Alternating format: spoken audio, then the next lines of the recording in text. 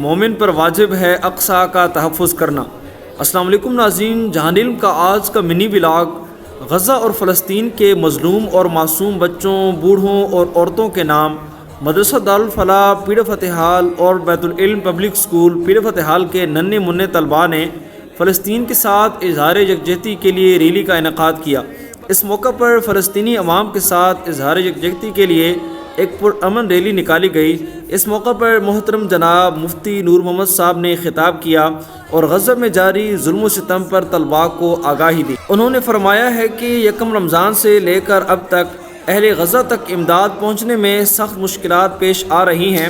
قرآن و حدیث کی روشنی میں مظلوم کی حمایت ایمان کا تقاضا ہے اور امت مسلمہ کا ہر فرد فلسطین کے مظلوموں کا ترجمان اور محافظ ہے۔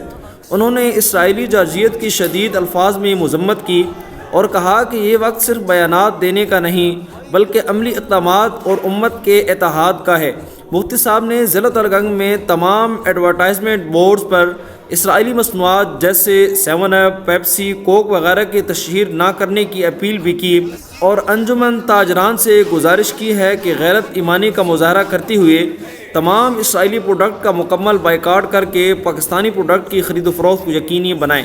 ریلی کے انعقاد میں مدرسہ دارالفلاح پیڑ فتحال اور اسکول بیت العلم کے عملے نے بھرپور تعاون کیا، جس پر ہم ان کے شکر گزار ہیں۔